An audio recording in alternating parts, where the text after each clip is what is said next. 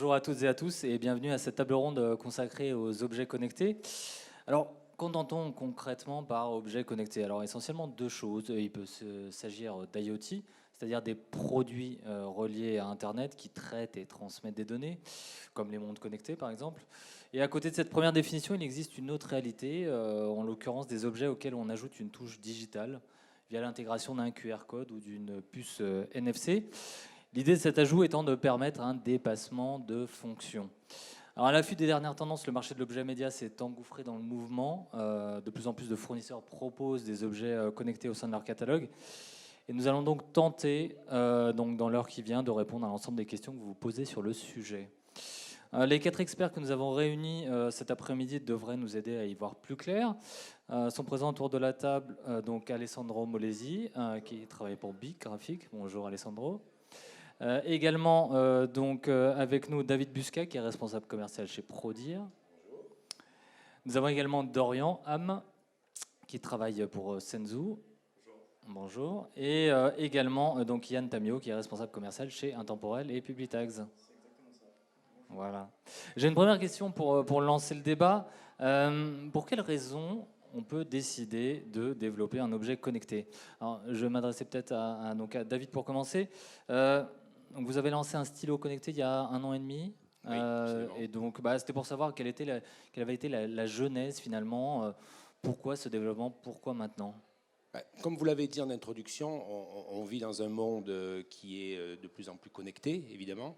L'objet média qui nous réunit tous ici aujourd'hui devait et doit aussi passer par cette étape-là. Donc voilà la raison fondamentale pour laquelle nous aussi, comme tous mes confrères ici, avons lancé des objets connectés. Avec par contre, et je pense que c'est ce qui est intéressant aussi d'aborder aujourd'hui, deux contraintes, ou en tout cas 2 objectifs principaux. C'est que le fait de connecter cet objet ne doit pas se faire à l'encontre de sa durabilité et de son éco-responsabilité. Voilà, il faut vraiment tenir compte de ça. Et puis derrière la connexion, le fait de connecter cet objet, il faut évidemment ne pas se contenter simplement de le connecter, mais il faut le connecter à quelque chose qui apporte vraiment du contenu et qui permette de, effectivement, prolonger la durée de vie, j'allais dire, de l'objet en question. Ouais. Voilà. Et donc, typiquement, Yann aussi également, donc chez Intemporel, vous avez lancé donc des carnets connectés. Voilà, pourquoi, comment, pourquoi Exactement, maintenant? donc, comme disait David. Alors tout simplement déjà pour être au-dessus du marché, c'est-à-dire en fait proposer quelque chose que les autres ne proposent pas, d'une part. Un peu réinventer notre métier, puisqu'on a un métier, la papeterie, qui est un métier qui est assez ancien. Donc du coup, le fait de redynamiser en fait ce métier, ça permet vraiment de proposer quelque chose en plus. Et surtout, ce qui est super intéressant, c'est que le côté physique de l'objet en lui-même, donc la fonction première de l'objet, associée en fait à une fonctionnalité digitale, donc ce qu'on appelle le phygital, permet vraiment de proposer quelque chose en plus, quoi. Ouais. Et Alessandro, vous chez BIC, alors c'est un produit, c'est via un rachat donc que les choses se sont passées. C'est bien un rachat. Ouais. Donc justement, comme Yann et David disaient très bien, en fait, les carnets connectés, ils ont les doubles côtés, les doubles avantages de la digitale et la éco-durabilité. Nous, comme groupe BIC, on croit beaucoup dans ce type de produits, dans ce type de marché. C'est pour ça qu'en 2020, on a racheté cette marque Rocketbook. C'est une marque américaine qui a été lancée en 2016. Elle a beaucoup de succès. Elle est déjà présente en Europe et aux États-Unis, dans les marchés retail, dans les online, dans les offline. Et avec la puissance commerciale et de distribution des groupes BIC, on veut la développer encore plus. Et voilà, pour moi, les 2 mots-clés de ce type de produit, c'est exactement ça. C'est un produit physique qu'on peut connecter avec le monde digital, et aussi un produit qui est beaucoup plus durable par rapport aux produits traditionnels. Par exemple, nous, on a des études internes qui nous disent que chaque personne dans le monde, chaque année, en moyenne, utilise 10 000 pages de papier classique, qui est l'équivalent de 1,2 heures. Donc déjà, avec un carnet digital, on coupe ces types de consommation, ouais, tout à fait. Et donc, moi, je trouve que c'est un effet qui est très bien pour la société, au final. Et c'est aussi s'inscrire dans une tendance, parce que c'est vrai qu'on vit dans un monde de plus en plus connecté. On est toujours rivé sur notre téléphone. Voilà, il faut toujours être connecté, recevoir les emails, etc. Partager les choses. Rocketbook, typiquement, mais bien évidemment, les personnes qui sont là autour de la table ont les mêmes perspectives. Voilà, l'idée, c'était aussi de répondre à ça, cette idée de connexion permanente. Exactement, voilà, exactement. C'est ce que tu dis. On vit collé au téléphone portable. Avec les nouvelles technologies, les 5G, on va avoir beaucoup plus de débit pour avoir les choses les plus rapidement possible. Et un carnet digital comme Rocketbook, en fait, il met ensemble les atouts du carnet traditionnel. Tu écris à la main très rapide et après tu fais un scan et très rapidement tu peux partager ton scan avec n'importe quelle direction email, n'importe quel service cloud. Si tu as un Evernote, un iCloud, un OneDrive, il connecte avec tout. Il contient même une fonction qui s'appelle OCR, Optical Character Recognition, qui permet de prendre la page scannée écrite à la main et les transcrire automatiquement en texte Word. Donc, par exemple, à niveau de business, tu es dans une réunion, tu prends les notes, c'est très rapide. Après, tu scannes, tu fais la transcription et tu as déjà les mails des minutes déjà faits. Et il y a plein de choses comme ça. Et donc, voilà, c'est pour ça que nous, comme groupe, on croit beaucoup dans cette marque, dans ce type de produits, parce que on est sûr que c'est quelque chose, c'est pas temporaire, c'est quelque chose qui... Oui, qui s'est inscrit dans le quotidien. Exactement, et c'est pour ça tous. qu'une marque comme ça, on ne l'a pas prise simplement en distribution, mais on l'a tout à fait rachetée. Oui, et intégré voilà, au sein de BIC. Oui, David. Mais effectivement, et justement pour compléter ce que tu viens de dire, il ne faut pas aussi oublier que nous, on est dans une activité d'objet promotionnel, donc on fait de la communication via l'objet. L'intérêt d'avoir cet objet connecté, c'est effectivement de pouvoir prolonger sa vie en tant qu'objet de communication. Dans le cas de Prodir, par exemple, on a développé derrière le QR code qu'on génère une web app, une appli, que vous pouvez incrémenter, faire évoluer autant de fois que vous voulez, 1000 fois par jour, avec comme objectif final, inciter la personne à qui, moi, annonceur, qui ai mis le logo sur ce stylo, à qui je vais distribuer ce stylo, la personne finale ait envie de venir et de revenir sur cette page parce qu'elle sait qu'elle va y trouver des informations qui évoluent. Et si elle fait ça, eh bien, elle garde le stylo. Et si elle garde le stylo, elle garde le logo. Et là, la campagne de communication, elle est gagnée. Oui, c'est ça répond aussi à une demande des annonceurs, hein, évidemment. Absolument. Il faut prolonger la vie, mais il ne faut pas se contenter, derrière cette connexion, en l'occurrence chez nous, Prodir, ça sera la même chose chez Yann, de renvoyer vers un simple site Internet. Oui, ça ne suffit pas. Ouais. La personne, elle va flasher une fois, elle va tomber sur le site, elle va dire, bon, et donc, qu'est-ce que ça m'apporte en plus? Non, par contre, si derrière ce QR code, je mets des promos, des offres, des news, des choses qui évoluent, ben, la personne, elle va flasher, elle va reflasher, elle va revenir. Et pendant qu'elle fait ça, elle garde le stylo. Et si elle garde le stylo, elle garde le logo. Et là, la campagne est gagnée. Ouais. Et comme en plus la web app, en nous concernant, elle génère des données analytiques, eh ben, j'ai un retour sur investissement. Lorsque je fais un stylo, que je le distribue dans la nature, qu'est-ce qu'il devient, ce stylo? Est-ce que les gens le gardent? Je ne sais pas. Je le perds de vue. Je ne sais pas ce qu'elle a donné, ma campagne de communication. Ouais. Si je mets un outil comme ça derrière et j'incite les personnes à venir et à revenir, eh ben j'ai un suivi analytique. Oui, un ROI, voilà, quelque chose d'un peu précis, avec de la data, etc. Combien de personnes ont flashé, parmi celles qui ont flashé, combien ont cliqué, elles ont cliqué sur quel bouton. Et donc je vois que les personnes, eh ben, puisqu'elles viennent, elles reviennent, c'est qu'elles ont gardé mon stylo et donc mon logo. Voilà. Oui. Dorian, je voulais vous interpeller sur le sujet. Donc, vous êtes à la tête d'une start-up qui s'appelle Senzu et donc qui propose des solutions de connexion de manière assez simple et intuitive, donc pour du textile ou de l'objet publicitaire. Aujourd'hui, Dorian, est-ce que tout type d'objet peut être connecté? Oui, tout type d'objet peut être connecté.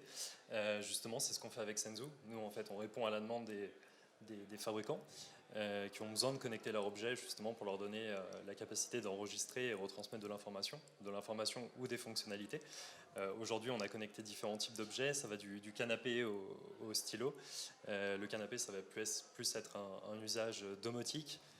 On a connecté aussi du t-shirt de sport pour un usage de santé. On a connecté de la carte aussi, on y reviendra sûrement, et du carnet et du bracelet pour l'aspect communication. Donc on est capable de connecter tout type d'objets aujourd'hui. Et avec Senzu, on offre justement l'écosystème et la plateforme qui permet de le faire en mode plug and play pour le fabricant. Comment ça se passe? On s'y prend en amont. On étudie le cahier des charges, on étudie les bénéfices pour l'utilisateur final. Et derrière, on vient proposer justement cette solution qu'on intègre à travers du QR code, du NFC ou tout autre moyen de communication, d'information sans contact qui nous permettent d'embarquer notre interface, notre écosystème dans l'objet. Ouais. Yann, justement, chez Intemporel, vous avez fait partie si ce n'est le premier fournisseur à adopter finalement cette solution. Exactement, Senzu. en fait, on a été le premier fournisseur donc, dans l'objet publicitaire à connecter des objets. Donc Carnet qui a été le premier objet à être connecté. Le démarrage était un peu compliqué parce que les gens ne comprenaient pas quel était l'intérêt, le pourquoi du comment. Même nous, en fait, on recherchait un petit peu, on savait pas trop. On savait qu'il y avait un intérêt certain pour l'avenir, mais on savait pas vraiment exactement non plus quel était vraiment l'intérêt complet. Ce qui fait qu'en fait on s'est rabattu un petit peu sur la carte de visite connectée qui nous a permis aussi de décoller et donc de créer Publitags. Donc pour l'histoire, en fait, avec Dorian, nous nous sommes rencontrés lors d'un CTCO il y a 3 ans, où en fait globalement on a eu une accroche vraiment réciproque donc sur le fait d'apporter la technologie Senzu sur le marché de l'objet publicitaire. Pour résumer un petit peu, donc c'est vraiment une interface qui permet à l'utilisateur en fait de partager de l'information. On peut vraiment partager tout type d'informations, ne serait-ce qu'une carte de visite ou alors tout simplement un site internet, des réseaux sociaux, un catalogue, une vidéo. On peut vraiment partager tout type d'informations. L'intérêt vraiment de notre association, c'est vraiment de proposer par la suite en fait une gamme d'objets connectés. Donc en fait, dans l'idée, c'est ne pas s'arrêter tout simplement à du bracelet, à de la carte et à du carnet. C'est vraiment de développer la gamme. Pour le rôle d'Intemporel, donc qui a été au début donc de lancer le carnet connecté, aujourd'hui c'est le rôle de Publitag en fait de lancer vraiment une gamme d'objets et aujourd'hui on voit d'après les retours clients que ça plaît, que on est vraiment dans la tendance et ça c'est super intéressant je pense à développer quoi. Ouais. Quels sont aujourd'hui finalement les facteurs clés de succès pour qu'un objet connecté soit pris en main par un utilisateur final? David peut-être. Oui, par exemple, à notre niveau, je ne vais pas ramener uniquement, mais l'exemple typique de venir imprimer un QR code sur un stylo, il est très important de faire comprendre à l'utilisateur final de ce stylo que derrière le QR code qu'il va voir sur ce même stylo, il n'y a pas, encore une fois, un simple renvoi vers un site. Donc, par exemple, c'est l'idée de mettre ce qu'on appelle un call to action, c'est-à-dire une petite phrase à côté du QR code qui va me faire comprendre à moi, utilisateur, qui vient de réceptionner ce stylo, que derrière ce stylo, je vais trouver des choses qui non seulement m'intéressent, mais dont je sais qu'elles vont évoluer et que je vais être incité à venir les voir. Donc, mettre à côté du QR code, suivez-nous, nos offres, nos promos, nos prochains événements, nos données, etc. Voilà. Donc, effectivement, il faut vraiment, pour prolonger la vie de l'objet via sa connexion, eh bien, il faut quelque chose derrière qui soit développé. Il ne faut pas se contenter. Oui, qui apporte une expérience un peu supplémentaire au-delà du lien stricto sensu, parce que oui, évidemment, si ça ne suffit suffit pas. Si c'est connecté pour connecter, voilà, ça n'apporte rien de plus. Voilà. Il faut vraiment. Le gros travail chez nous, par exemple, ça a été de développer. C'est pas tant d'avoir réussi à imprimer des petits QR codes sur un stylo. Le gros travail de développement. Même si c'est pas forcément évident non plus. On a été les premiers à le faire et on n'arrivait pas à imprimer des QR codes de 7 voire 5 mm de côté. Au départ, c'était non seulement pas possible de les imprimer, mais les iPhones ne lisaient pas les petits QR codes quand on a démarré. Hein. Il a fallu qu'on appelle Cupertino, qu'on fasse du lobbying auprès d'Apple pour que finalement les iPhones puissent lire les petits QR codes. Mais au-delà de ça, il fallait surtout derrière développer une web app. Et le gros travail de développement chez nous, ça a été ça. C'est de mettre en place une appli qui soit très simple d'utilisation, très intuitive, très facile, que je puisse donc faire évoluer régulièrement et aussi souvent que je peux. Oui, pour que les utilisateurs se l'approprient de manière simple, aisée. Et reviennent. Voilà. Parce que s'ils reviennent, ça veut dire qu'ils ont intérêt à revenir. Et donc, pour pouvoir revenir, il va falloir qu'ils gardent l'objet en question. Et c'est ça mon objectif à moi, annonceur. C'est que les personnes à qui j'ai donné cet objet, ce stylo, elles le gardent. Parce que si elles le gardent mon logo. Et là, j'ai gagné ma campagne de communication. Je me répète, mais c'est ça l'objectif, surtout et avant tout. Et chez Prodir, vous apportez également du conseil justement dans ces dimensions de campagne, de communication. Absolument, via nos distributeurs, puisque nous, on travaille exclusivement via des distributeurs. Là, le gros de la formation, c'est d'expliquer que pour un coût identique au prix du stylo normal, ben, en plus, vous allez prolonger sa vie grâce à une appli qui est très simple et très facile d'utilisation. Encore une fois, il ne fallait pas que ce soit une usine à gaz. Il fallait faire quelque chose qui soit, accessible intuitif, par tout le monde. Plug and play, comme le disait également Dorian. Exactement. Alessandro, oui, chez BIC aussi, on a beaucoup parlé d'allongement de durée de vie des produits promotionnels, etc. Vous, finalement, il y a une double dimension aussi, parce qu'au-delà de la connexion, vous apportez également ce côté réutilisable, reuse. Est-ce que vous pouvez nous en dire un peu plus là-dessus? Exactement. En fait, tout d'abord, ce qu'il faut dire, c'est que les pages d'un carnet Rocketbook ne sont pas faites des papiers traditionnels. C'est un papier pierre. Okay, du coup, un papier qui est produit à partir des carbonates de calcium. On ne coupe pas des arbres pour faire ce type de pages. Et les pages d'un carnet Rocketbook sont réutilisables jusqu'à 1000 fois. Donc, un carnet comme celui-là, qui a 36 pages, en fait, c'est comme 36 000 pages des carnets traditionnels. Et donc, voilà, c'est un côté, pour nous, très important, parce qu'il réduit beaucoup l'impact sur l'environnement. Aujourd'hui, l'éco-durabilité, c'est un facteur clé dans les marchés. Tous les clients demandent que ça, parce que c'est super important pour tous. Et donc, voilà, c'est un facteur très, très important. L'autre chose très importante, et je suis complètement d'accord avec David sur les côtés digital, c'est la user-friendliness de l'app, du programme. Okay? Il faut que ce soit facile à prendre en main. Ça nous passe chaque jour. On télécharge une app dans le téléphone, on commence à l'utiliser. Si on doit attendre 3 secondes parce que la chose se passe, ou si ce n'est pas intuitif, on passe à autre chose. On passe à autre chose. Donc, il faut qu'à niveau des apps, pour avoir du succès, il faut que ça soit simple, que ça soit intuitif et que ça soit rapide, que les choses se passent. Pam, pam, pam. Et par exemple, l'app des Rocketbook, je ne sais pas si quelqu'un qui l'a utilisé, mais c'est vraiment pam, pam, pam, c'est très très rapide. Et ça, c'est clé, parce qu'au jour d'aujourd'hui, si une app elle marche pas comme ça, elle est morte tout de suite. Oui, on passe à autre chose. Ouais. Dorian, justement, j'imagine que ça fait partie des questions essentielles sur lesquelles vous travaillez, enfin, ce côté user-friendly, instantanéité de prise en main, etc. Ouais, c'est assez important. Exactement, c'est important. On a des solutions de tracking pour justement mesurer le comportement utilisateur et optimiser sans cesse nos interfaces. Et au-delà de ça, ce que je voulais dire sur le marché de l'objet pub, c'est que c'est un de nos marchés initiaux. Et pour le coup, on a pensé des fonctionnalités dédiées au marché de l'objet publicitaire. L'idée, c'était de se dire comment un utilisateur va utiliser régulièrement, revenir régulièrement sur ces informations et potentiellement les partager, même partager plus largement que lui-même les informations de l'annonceur. Et pour ça, on a créé une fonctionnalité qui s'appelle la double utilisation, qui permet en fait à l'annonceur d'avoir son espace, de communiquer ces informations à lui sans que l'utilisateur puisse les toucher, et que l'utilisateur lui-même, par-dessus ces informations, puisse ajouter les siennes.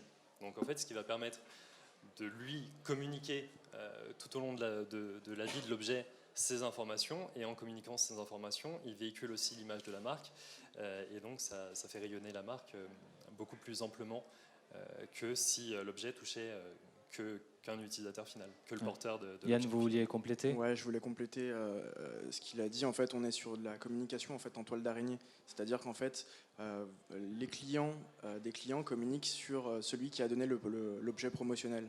Donc, ce qui est super intéressant, c'est qu'en fait, il n'y a plus besoin en fait d'avoir une communication où un objet est égal à un client. Là, vraiment, on a un objet qui est égal à 1000 clients, parce qu'en fait, la personne qui reçoit l'objet promotionnel va être prescripteur en fait de la communication de celui qui a donné l'objet en fait. Donc c'est en ça aussi que c'est intéressant, parce qu'il y a une dimension vraiment de toile d'araignée et de prescription. Et ça, dans la communication, il y a peu de médias qui est capable de faire ce genre de choses. Ouais. Moi, j'ai une question un peu technique, pour le coup, pour Dorian, probablement. C'est une question, finalement, entre une puce NFC et un QR code. Enfin, comment le choix se fait entre les deux? Parce que je sais que vous travaillez sur les deux technologies. Pourquoi opter plus pour une puce NFC? Pourquoi plus opter pour un QR code? Comment le choix peut se faire? Tout dépend de l'objet, en fait. Tout dépend de l'objet, de ce qui va être finalement de l'utilisation finale qu'on va en avoir. C'est vrai qu'il y a des avantages et des inconvénients de chaque côté. Un QR code, c'est statique. Une puce NFC peut renvoyer un lien dynamique. Donc en termes de sécurité, nous, ça nous permet de faire du chiffrage de bout en bout avec un haut modèle de sécurité. Donc on va pouvoir utiliser l'objet pour beaucoup plus de choses que le partage d'informations. Et même pour le partage d'informations, c'est assez important parce que quand on a envie de partager ces informations personnelles, on n'a pas forcément envie que la personne chope le lien, partage sur les réseaux et que finalement un directeur commercial d'une boîte se retrouve avec ces informations totalement fuitées sur Internet. Donc ça nous permet d'offrir de la sécurité en plus et finalement tout dépend de l'usage et du type d'objet qu'on... David? Mais juste, nous concernant, parce que je crois qu'il y a une question après, mais nous concernant, on a tout de suite, par contre, chez Prodir, opté pour le QR code, parce que, pour en revenir à ce qu'on disait tout à l'heure, en termes de durabilité du produit, c'était le process à notre niveau qui était le plus éco-responsable. C'est-à-dire que c'est une simple impression, un QR code. Voilà. Oui. On ne pouvait pas mettre dans des stylos qui sont les nôtres, qui sont très éco-responsable, on travaille beaucoup sur les matières, sur la durabilité de nos stylos. On ne pouvait pas, nous, envisager, même si peut-être que la technologie est peut-être plus développée, envisager de mettre une puce, c'est-à-dire de la colle, des minéraux précieux à l'intérieur de nos stylos. Donc ça a été aussi un élément qui a fait qu'on s'est orienté sur le QR code, avec aussi le fait que maintenant les QR codes, avec notamment la période de la Covid que l'on vient tous de traverser, c'est un support qui s'est énormément développé, démocratisé. On sait tous maintenant que dans les lecteurs, dans nos appareils photo de nos smartphones, on a un lecteur de QR code, ce qu'on ne savait pas tous nécessairement avant la Covid. Maintenant, les gens savent flasher un QR code. Oui, donc ça, se le sont approprié, voilà. Ouais, tout à fait. Dorian l'a un peu évoqué, mais voilà, cette histoire de développement des objets connectés, ça expose quand même finalement quand même à deux types de risques, qui est l'utilisation commerciale des données personnelles, qui peut être aussi les atteintes à la vie privée. Et vous évoquiez, David, l'épisode du Covid. Alors évidemment, les Français ils cherchent aussi de plus en plus à protéger leurs données personnelles. On sait que certains, évidemment, sont de moins en moins enclins à scanner, etc., à partager différentes choses. Est-ce que ça pourrait être finalement un frein pour le développement et pour l'avancée des objets connectés? Alessandro? Moi, franchement, je ne pense pas. Je ne pense pas parce que les objets connectés ne sont pas quelque chose de temporaire. C'est une tendance qui est là pour rester. Nous, comme groupe BIC, je pense que la preuve la plus évidente, c'est qu'on a racheté cette marque. Ce n'est pas une marque qu'on a pris en distribution, là, on l'a racheté. Donc, c'est quelque chose qu'on va tenir pendant longtemps, on va le développer. Les marchés disent qu'on a raison. Par exemple, en parlant des carnets digitaux, nos chiffres disent que les marchés globaux, en 2019, il était estimé à l'entour de 2 milliards de dollars. Et en 2025, il est projeté à 4,5. Il va plus que doubler. Et donc, je ne pense pas que les risques de confidentialité des données vont être un frein. Bien sûr, c'est quelque chose qui pour doit certains, être... en tout cas, oui. Exactement. Bien sûr, c'est quelque chose qui doit être abordé à niveau légal et à niveau technologique. Mais il y a beaucoup de choses qui sont en train de faire. Exactement. Et donc, voilà, donc je pense que c'est un des problèmes du marché, mais c'est pas quelque chose qui va les tuer. Qui va être un frein trop important. Et David, si vous vouliez ajouter quelque chose. Il faut effectivement prendre les mesures qui s'imposent face à ce genre de choses. Effectivement, il existe maintenant des systèmes, la GRDPD, qui permet de garantir la protection des données personnelles. Dans le cadre de Prodir, toutes les données qui sont forcément recueillies dans le cadre d'une web app comme celle-ci sont stockées en Suisse, qui est le pays le plus sûr au monde pour la protection des données personnelles. Je veux dire par là, évidemment, ça Dorian le sait, il faut se préoccuper de ça avant de développer ce genre d'application pour pouvoir rassurer les utilisateurs, même si je sais que maintenant, on est tous des utilisateurs, on sait qu'on expose nos données personnelles à chaque fois qu'on se connecte, et Dieu sait si on se connecte souvent. Voilà, je ne pense pas, ça sera de moins en moins un frein, mais il faut avoir pris en amont les dispositions nécessaires aussi, qui existent pour tranquilliser tout le monde et surtout pour faire les choses comme il se doit. Oui. Au-delà de la sécurité des données personnelles, il y a aussi une question sur l'impact environnemental, parce qu'on ajoute quelque chose à un objet déjà, donc voilà, en termes de fabrication, d'alimentation en électricité, etc., et même du recyclage in fine. Voilà, je sais pas, Yann ou Dorian, qu'est-ce que ça vous inspire, ça? Malheureusement, aujourd'hui, on sait que les puces NFC viennent d'Asie. Il y a un fabricant français encore qui se met à fabriquer des puces NFC. Aujourd'hui, on va dire qu'on est en cours de négociation avec lui. Malheureusement, ça va être les prix qui vont impacter le produit final. Aujourd'hui, on commence, on va dire, avec des puces ASI, parce que déjà, le fait d'implémenter en fait une puce NFC dans un objet connecté déjà coûte très cher. Est-ce que nos clients sont prêts à vendre un produit très cher à leurs clients? Ça, c'est la question qui est en suspens. Parce que forcément, il y a toujours une question de prix dans la communication par l'objet. C'est des dimensions en fait, qui sont, on va dire, en réflexion. Et pour le moment, on va dire, par rapport à la demande qu'on a actuellement, les puces qui viennent d'Asie répondent pour l'instant à cette demande. Maintenant, on sait que demain, si on a la possibilité de faire un produit 100% européen, donc nous, en tant que fabricant de carnets franco-italien, si on nous demande un produit 100% européen, on sait qu'on sera demain capable de le proposer. Après, voilà, le prix forcément impacte sur le produit. C'est comme tout type, comme tout objet fabriqué, forcément l'endroit, le personnel, le pays impacte, le transport bien sûr impacte forcément aussi sur le prix. Donc, comme on sait qu'aujourd'hui, c'est moins cher d'importer ça reste un critère que d'importer des essentiel. puces de France, ou d'un autre pays européen. Du coup, voilà, on a pris cette dimension-là pour l'instant, mais on n'est pas fermé non plus à la discussion là-dessus. En tout cas, voilà, pour cette partie impact écologique, c'est pareil. Aujourd'hui, on trouve de plus en plus de solutions. Les puces en fait NFC sont faites à base de métaux, donc on sait qu'on peut recycler des métaux. Donc il n'y a pas forcément, il y a une possibilité quand même de recyclage. Après, les métaux sont très très fins, donc c'est un peu plus compliqué. Malgré tout, on est quand même sur du papier FSC, sur tout ce qui est carnet, des matières qui sont fabriquées en Italie, donc l'impact écologique sur le transport est bien moindre. On va se rattraper en fait sur plusieurs choses comme ça qui va, en tout cas pour notre part et puis dans notre idée, avoir un impact bien moins important en tout cas sur l'écosystème.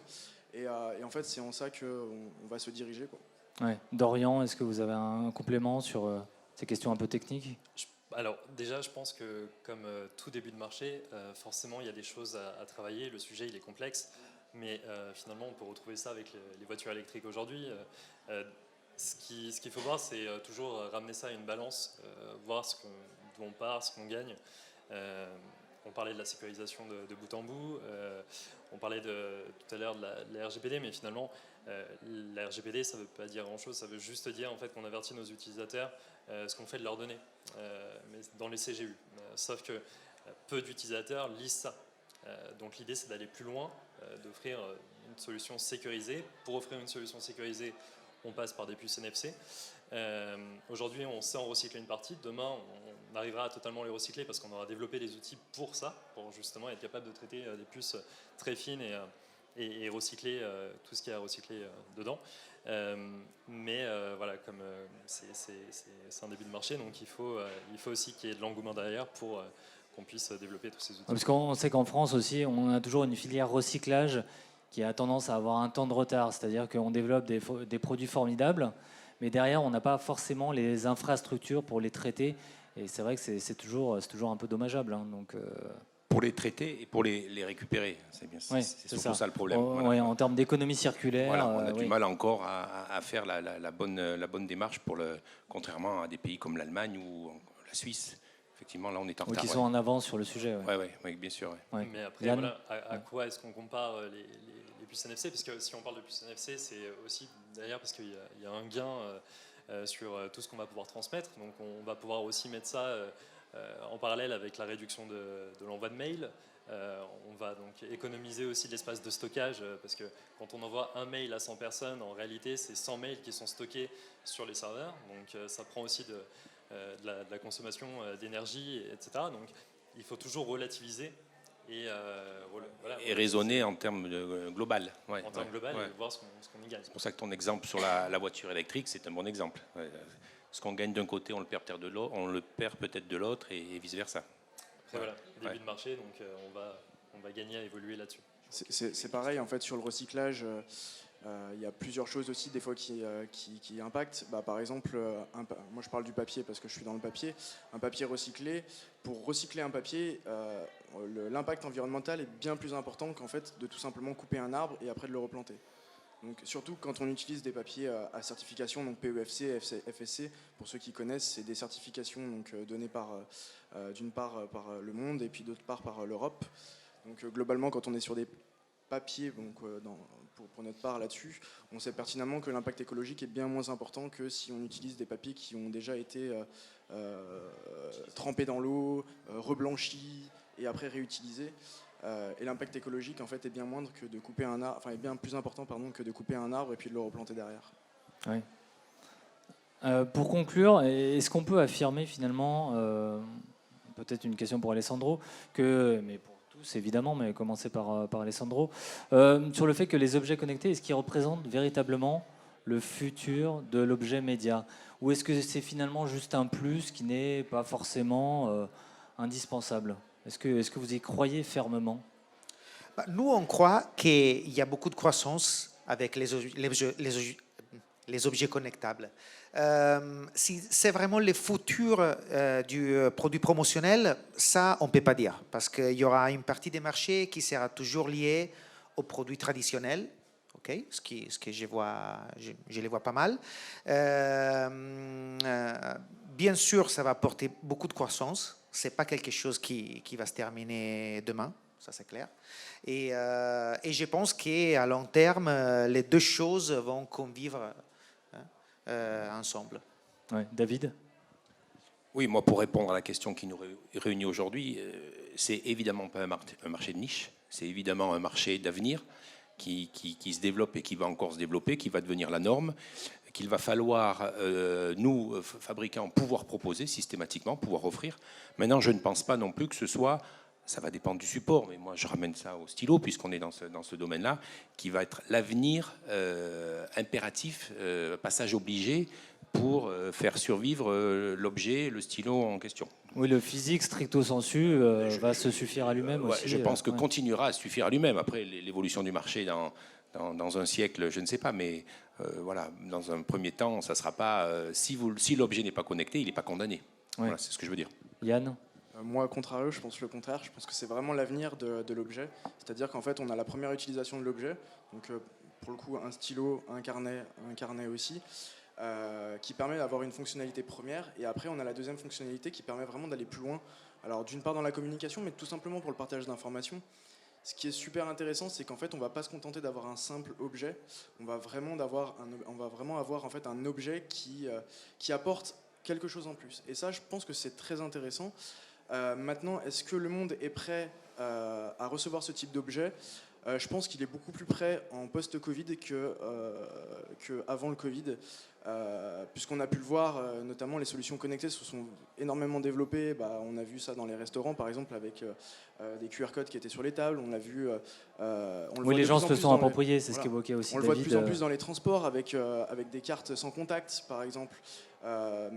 On le voit vraiment, en fait, la solution connectée ne s'applique pas qu'à l'objet publicitaire. C'est-à-dire qu'en fait, aujourd'hui, on peut le voir dans notre vie de tous les jours. Oui, ça fait partie du quotidien aujourd'hui de tous les Français. Prendre une trottinette électrique, par exemple, ou alors un vélo, tout simplement, Paris, Lyon, enfin toutes les grandes villes. On a quand même un système de QR code. Donc en fait, on est déjà dans l'avenir. Nous, en fait, on a juste apporté cette solution-là en fait, dans l'objet publicitaire. Et en fait, je pense que cette solution-là était déjà attendue depuis longtemps. Et en fait, on est pour tous les quatre l'apporteur d'une autre solution qui peut compléter, en fait, je pense, la solution traditionnelle, parce que la communication haptique aujourd'hui est très importante dans le marché, mais je pense que le digital aussi a sa part d'importance, et on le voit, il y a de plus en plus d'agences de communication, je pense qu'ils font appel à nos distributeurs, et nos distributeurs font de plus en plus aussi appel aux agences de communication. Donc les deux, en fait, sont forcément liés à un moment donné. Il faut faire un logo, on appelle le digital, il faut l'imprimer, on appelle l'objet publicitaire. Donc, en fait, en sachant tout ça, forcément, on était obligé de sortir un produit connecté. Ouais. En tout cas, pour notre part, c'était dans cet esprit-là. Dorian, évidemment, la question pour vous, elle est un peu biaisée, mais vous avez quand même votre avis sur le sujet, vous y croyez fermement, j'imagine? Bah, si je dois conclure, en fait, je pense que tout dépend des fonctionnalités, du support peut-être aussi, mais des fonctionnalités surtout, de ce qu'on va être capable d'offrir comme bénéfice à l'utilisateur final et aux utilisateurs finaux, puisque grâce à la partie connectée, on va être capable d'augmenter la portée aussi de la communication de l'annonceur. On l'a vu tout à l'heure avec la double utilisation, par exemple. Donc voilà, tout va dépendre de ça, des fonctionnalités et de la plateforme, de tout ce qu'il y a derrière. Alessandro? Et pour ajouter à ça, je dirais que ça dépend aussi au final des besoins du client final. De plus en plus, il y aura l'entreprise avec une campagne dynamique qui change, qui doit faire des promos, et donc ils vont utiliser un QR code, une puce NFC ou autre chose qui vont venir. Et il y aura aussi, je ne sais pas, les concerts où on donne des briquets ou des stylos comme ça, et ils veulent juste les logos ou Ouais. les noms de l'artiste. Donc, les deux choses, ouais, ça dépend de l'utilisation finale, au final, la fonctionnalité et les besoins, ouais, tout à fait. Pour conclure, pour le vendre, il faut y croire. Ouais. Merci messieurs. Est-ce qu'il y a des questions dans l'assistance?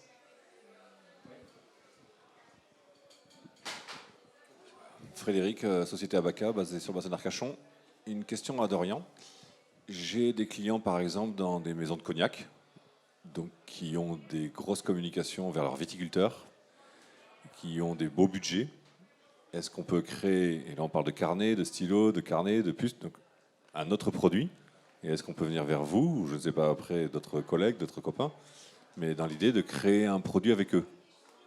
C'est-à-dire, on trouve une casquette, je ne sais pas, d'un produit, mais du coup, est-ce que c'est vers vous qu'il faut qu'on vienne qu'on Bien s'associe avec Master Italia, j'en sais rien, ou un autre fabricant de casquettes pour là?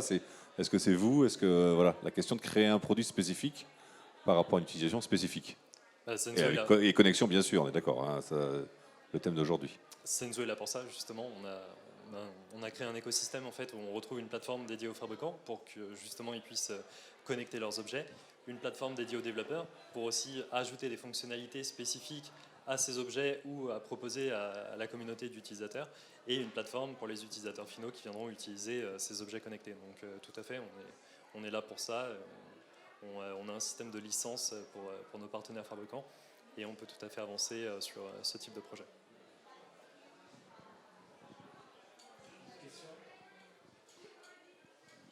Très bien. Bah, écoutez, merci messieurs et merci à vous d'être venus. Merci beaucoup. Bonne journée. Merci.